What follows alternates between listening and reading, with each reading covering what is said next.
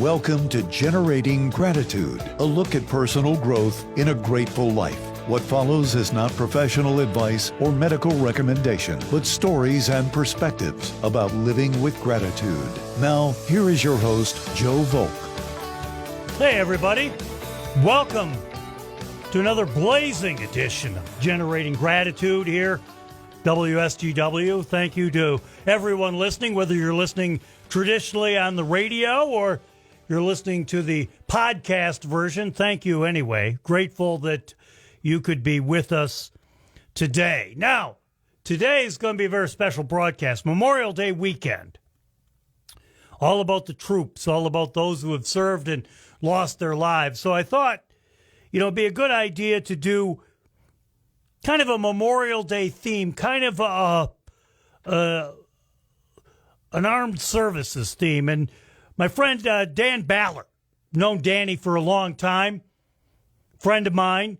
Dan served in Vietnam and has got an incredible story to tell. So, Dan, good morning. Welcome to Generating Gratitude.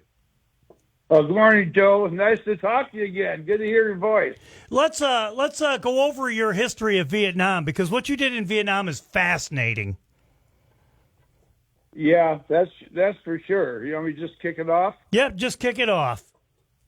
All right, Joe. Well, I joined the service and joined the Army 1970. I was 18. The draft was on at the time. And this is important. The draft was on at the time, but if you got drafted back then, you were basically going into infantry, no choice.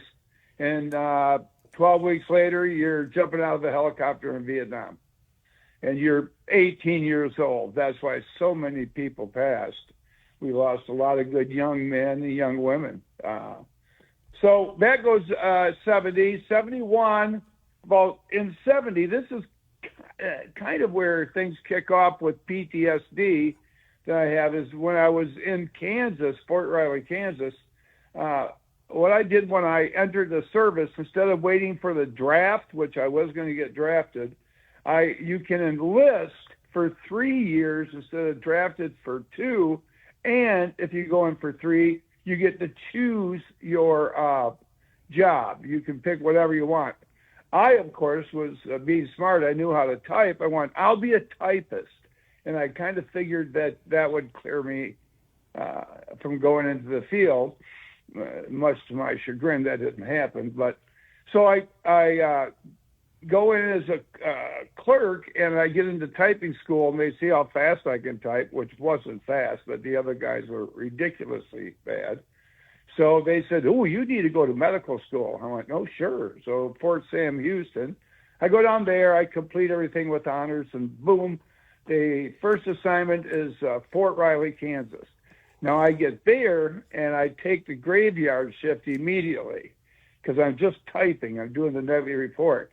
Well, what happens, which I found out, was when you're working at night, overnight in the hospital, there's only one doctor, one nurse. So if you get a huge accident, like a big collision, a car accident, or somebody crashes one of the helicopters, which did happen, I end up being a doctor's assistant.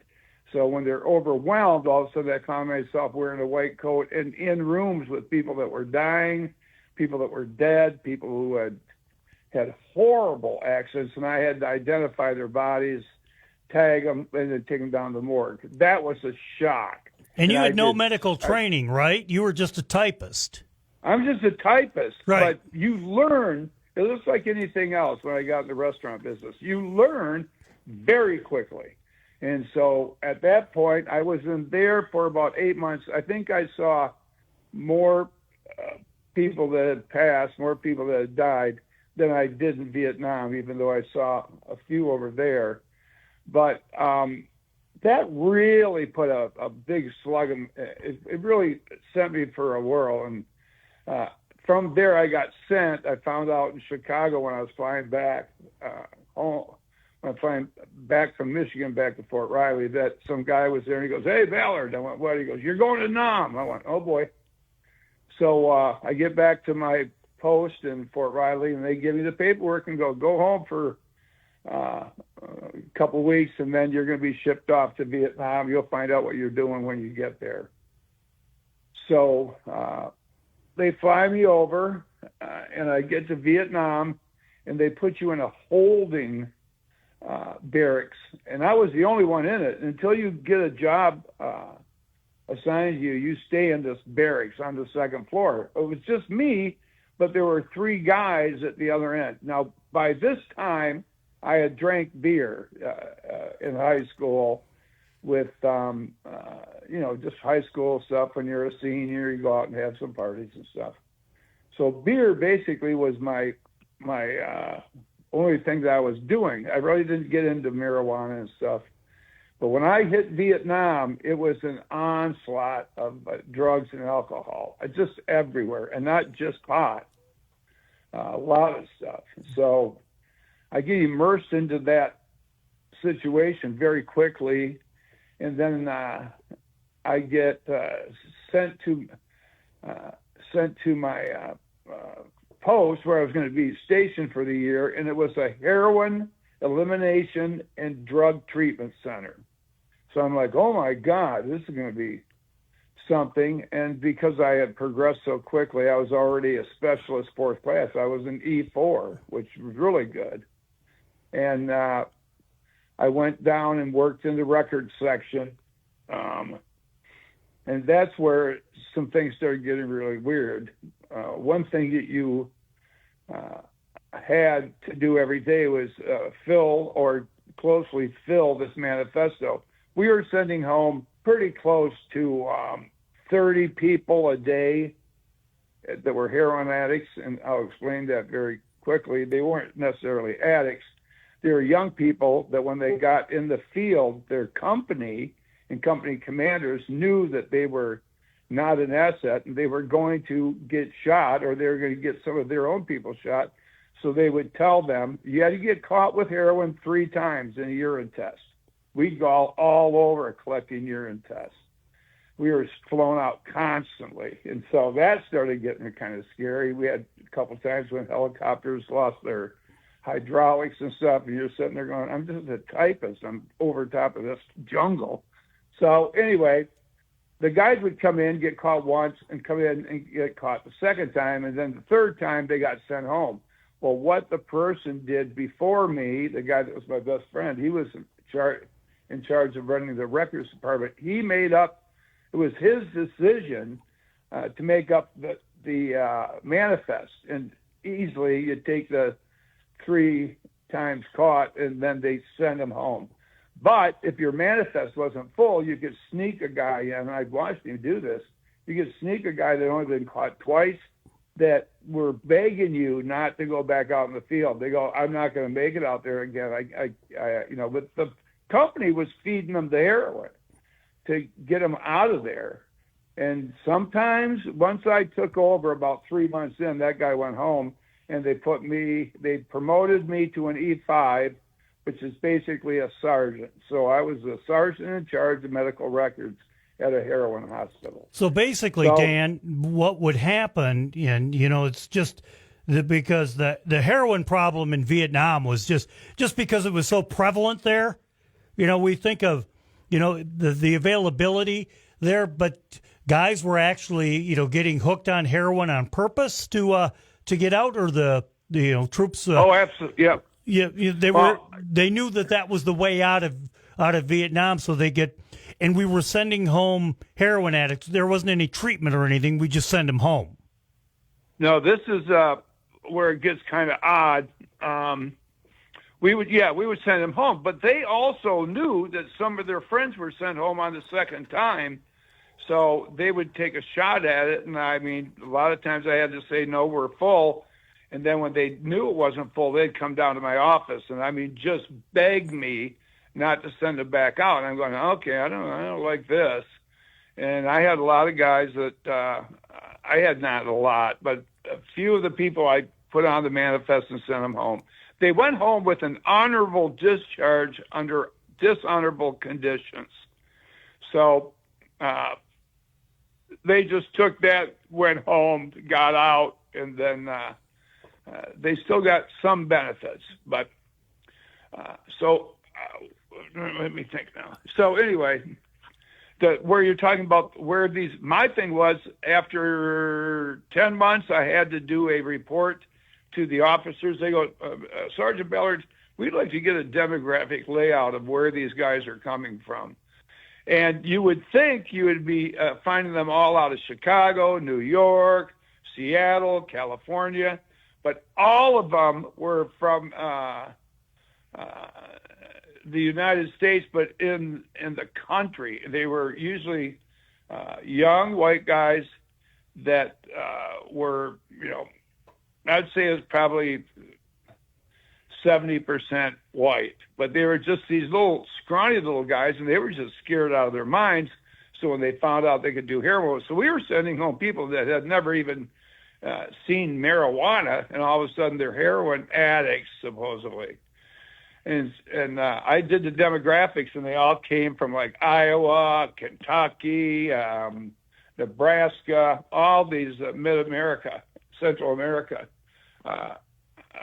states. And I went, well, this is odd. So I took it up to them and did the report. And it was nothing like you would have thought of. It was completely the opposite. So I'm like, okay, because the ones that were real heroin addicts would not go home. They'd be there. They would stay over their year and hide just so they could continue being a heroin addict for $20 for 2 grams. Right. Which was just insanely cheap.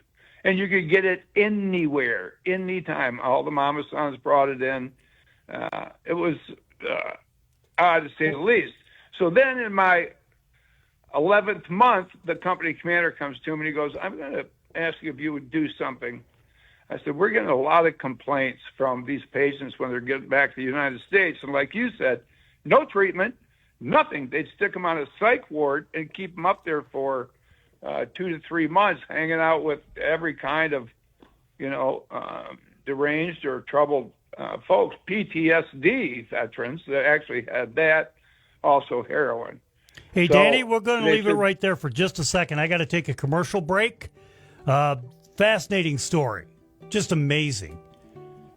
And so we'll be back with Dan Ballard in just a bit. You're listening to Generating Gratitude here on WSGW.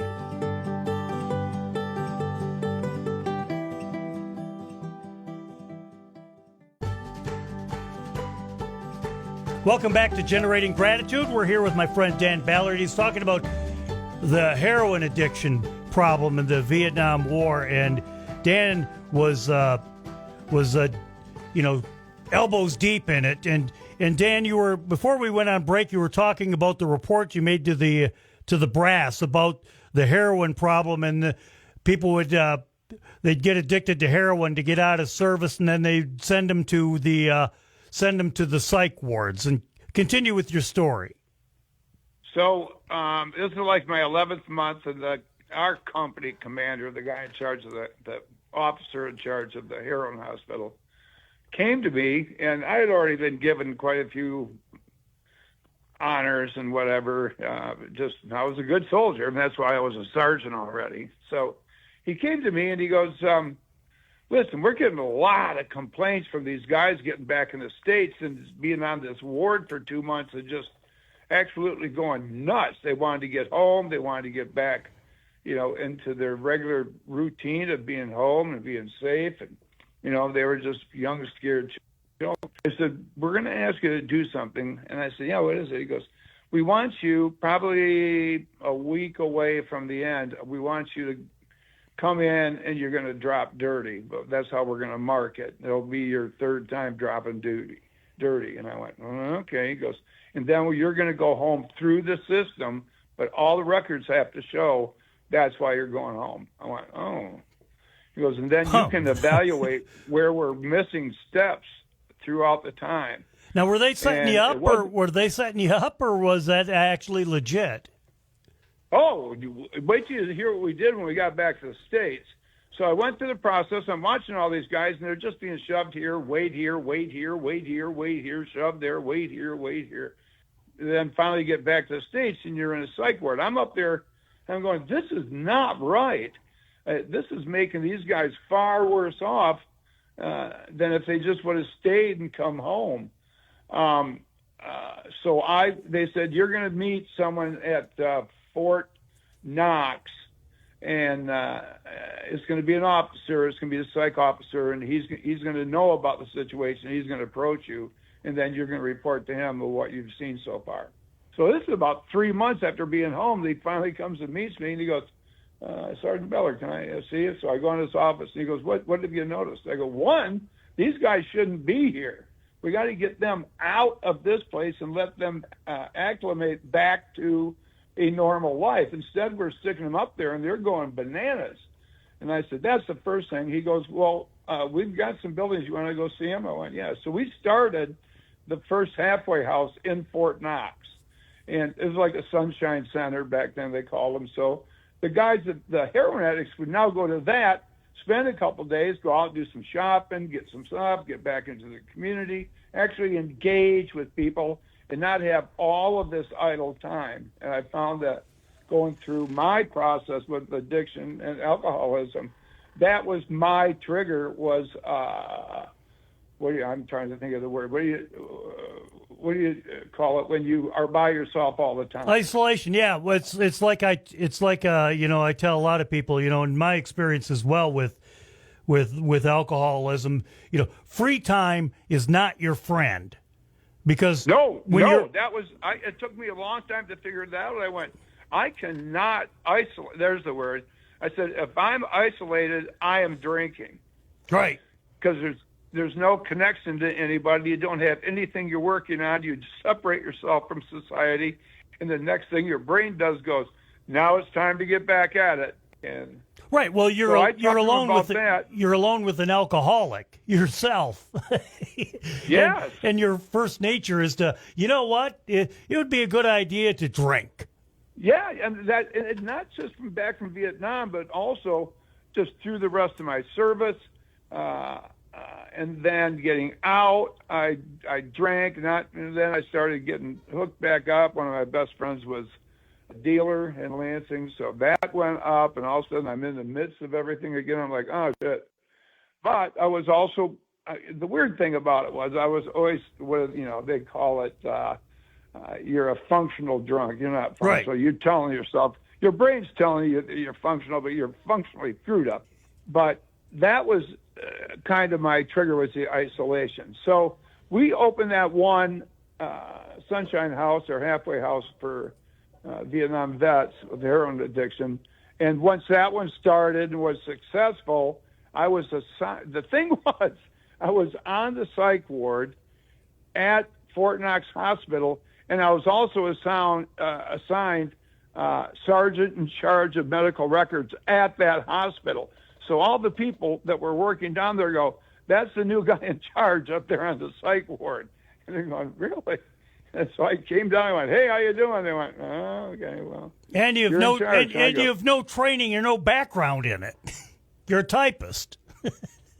No, I'm picking stuff up as I go along and just making really, really good notes. I'm taking notes. The guys didn't know anything. They just thought I was one of them because I smoked pot over there and stuff. And it was just an odd situation. But we did get a couple of them started before I got out. And then I was assigned in Fort Knox, finished my time there. I got married during that time to a woman that was my high school sweetheart that never even knew I drank. Yeah.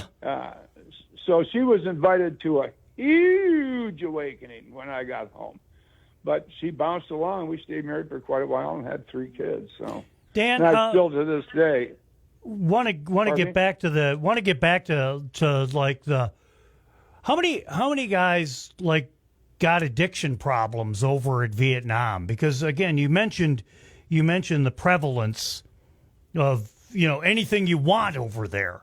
It's not like it's not like over here where heroin, marijuana at the time was a little bit more difficult to get. Over there it's openly sold.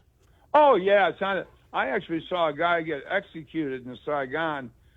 They had a law in Saigon where if you were caught dealing heroin, you were immediately, not even kind of soon, but right then, shot in the head. and we were all downtown Saigon when we closed a ammo dump, the biggest one in the world. It was called Long Ben, Vietnam, and I was stationed there. We closed that down. That's where I got my big dose of Agent Orange, because we were, as medics or medical personnel, you're the last one to leave the fort because you've always got to be there as a support team. So all the Viet Cong are moving into all the barracks or outside the perimeter, and we're burning every building we can burn down in the old area. We had taken over for our hospital a place called LBJ, which was Long Ben Jail, but it's actually Lyndon Baines John. Yeah. So we took that over. Here's a funny thing, and I'd love for you to see it one day. I have just finished last week a tribute Jeep. I finally found a Jeep, but it was too nice to cover and wrap. But I just finished a tribute Jeep for Vietnam veterans, and it's really, really done nicely. Hey, Danny, we're gonna hold you over for just a bit. We'll love to do the Jeep story in just a little bit. We got to take another commercial break. You know how that is, Dan. Have to pay the bills. You're listening to Generating Gratitude here on WSGW. And again, Dan's story about heroin and abuse in Vietnam. And it's a story that needs to be told because it's the stuff that goes on, in war settings that nobody talks about. It's kind of like, and veterans have a difficult time talking about it too because, again, they haven't processed it all in their minds yet either. So we'll be back.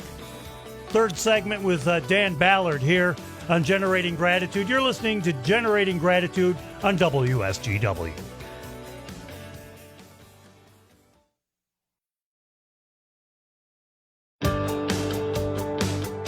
Now it's time for more great moments in gratitude with your host, Joe Volk.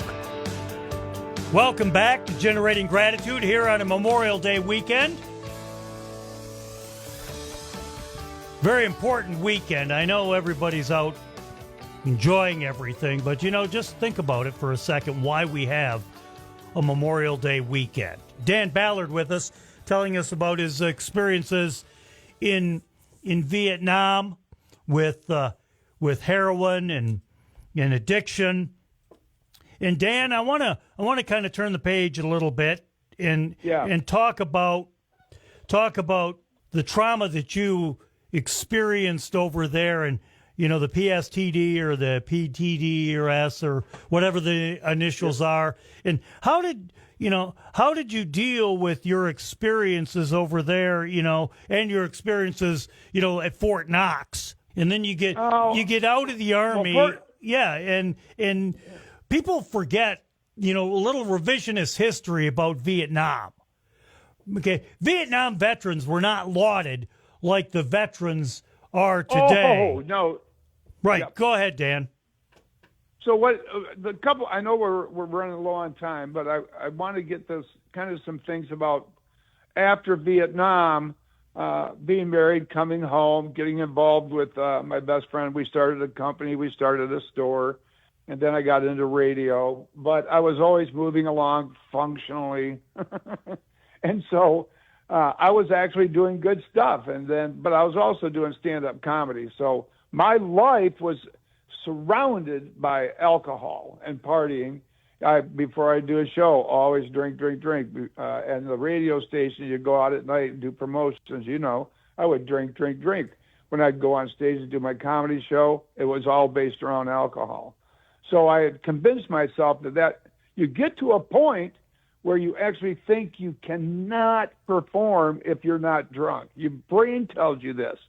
So the one thing I want people to know is that I went through a program recently in November to December of last year, and it was a 27-day program in Battle Creek, VA.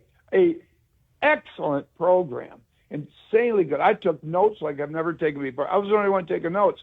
Most people were forced to go there as part of their punishment or whatever. I volunteered and went because I was told how good it was. So I was serious about it. I mean, I have just pamphlets full of notes and every brochure they gave out. I learned a lot.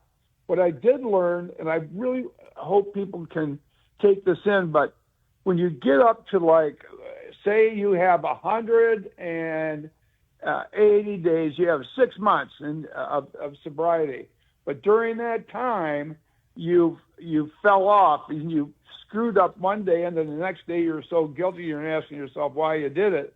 That's a good question. You don't drink again, but for that one day, so you have to evaluate why I did that, what made me do that, and then take that into effect and go, how do I stay away from that? What do I do to fix it? And here are the things I'm going to do to make sure. One thing is, if you ever have an urge, wait 15 minutes and it's absolutely gone. And it will go away, and you'll just be doing something else. You go, oh, I don't even think about it now. So you got to be kind of proactive, because the one thing also that I learned is your brain never forgets. And if you give it one little chance to remind the other part of your brain that it's time to have a drink, that part will tell another part. And with all three of them connected, you're drinking. So don't ever think, I mean, I went 25 years without a problem with the law. And then 25 years later, thinking I had it kicked and everything was good, boom, fell off. Well, So alcohol is cunning, baffling, and powerful. You know, alcohol's the most patient thing ever. You know, the thing is, it never goes away, ever. Right. And it waits for a weak moment. You know, and that's where you mentioned, you know, in previous segments about the isolation. Alcohol waits until, you're at your lowest. And then you're alone, and then alcohol says, hey, you know, it'd be a good idea right now to just get absolutely crap-faced. That would be the answer to all your problems. And that's how sick your alcoholic thinking is you can actually talk yourself into, you know what, that would be a damn good idea. Yeah, for some reason, even though you know it's the worst thing you can possibly do. Right, yeah. Anyway, when I was talking about the time, I want people to understand, and this was a weird thing that they taught us in this class, was, so you have 180 days, 6 months sober, and during that 6 months, you fell off twice, and you evaluated it, you worked the method, you took all the steps you had to do, and you got yourself back on track within the day at least, so you stopped. So that's one day, and then the next time, if you do it twice during that 180 days, the second time, same thing, something clicked it, boom, you evaluate why, how do I fix it, and then the things that I'm going to do to fix it. So, but you have to, most people, when they fail once, they go, I've lost all those days, now I'm not sober, now I'm not. You go, no, you have 178 days of sobriety. Right. You have 2 days where you weren't sober, but you stopped it, you figured it out, you did the steps. So even if you fall off, you didn't fail. All you did was fall off. And think about what you had done to get there, and don't just toss that because you fell off for 2 days. It doesn't make sense. 178, 2, I don't know. I think I'm doing pretty good. I'm going to keep pushing forward, make sure I don't have 2 the next 180 days. Well, that was really something that kind of clicked with me. What a lot of people don't understand, Dan, is normies don't understand about addiction and alcoholism. Yeah. You're probably going to relapse.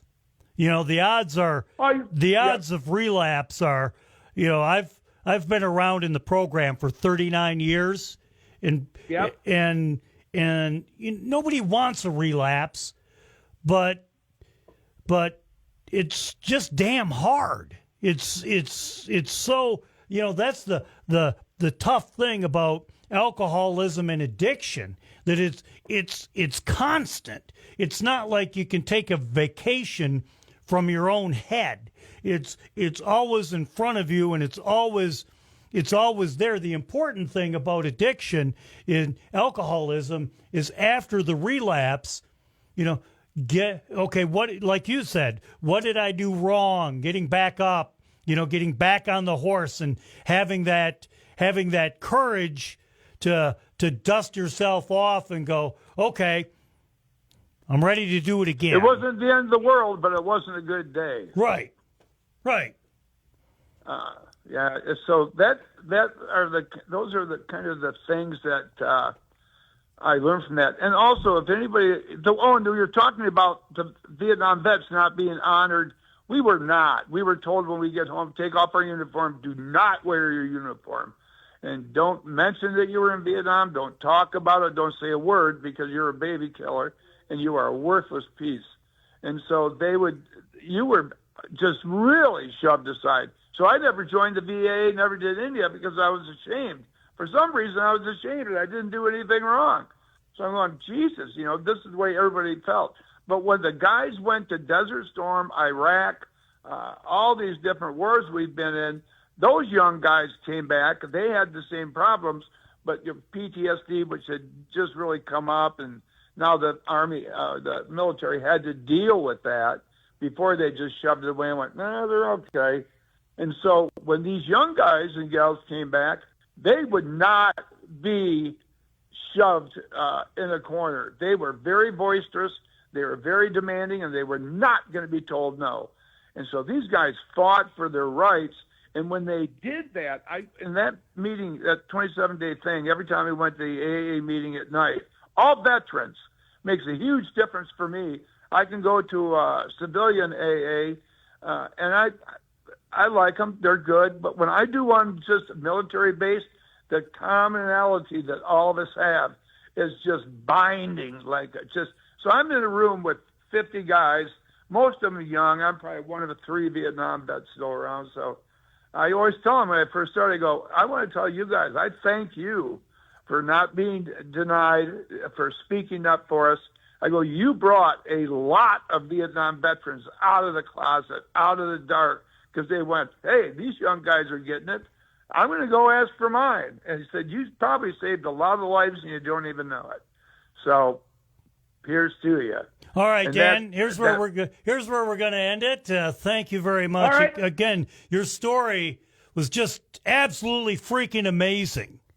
There's so much, there's so much more to it. I just want to say one thing. If any veteran out there is having any legal problems, anything, you go to Vet Court. I never heard of it.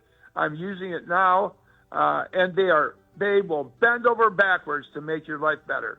It's any legal thing. They back you up and they take over the case. It's called Vet Court, and I just want people to know about it. Also, I'm a huge advocate for the VA, and I just, more information I can give back.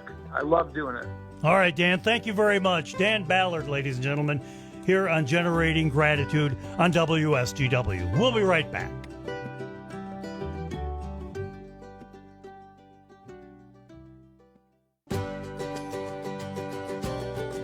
Welcome back to Generating Gratitude here on WSGW. Again, grateful that you're hanging with us. And again, if you go to WSGW.com, all the shows are downloaded there. Just go to the show page, and on Saturday or Sunday, look for Generating Gratitude, and you can download all the shows. Because as you know, nobody listens to the radio when they're supposed to listen to the radio anymore. Final guest today, Frankie, is a friend of mine. Frankie's going to talk about depression. Depression is a term that everybody uses, but I want to get Frankie on to tell his story. Frankie, how are you? Tell us a little bit about depression and how you live with it. I've dealt with depression at a young age. Even in adulthood, I still deal with it. Some days it's really low, some days are high. It led to some dark days, definitely.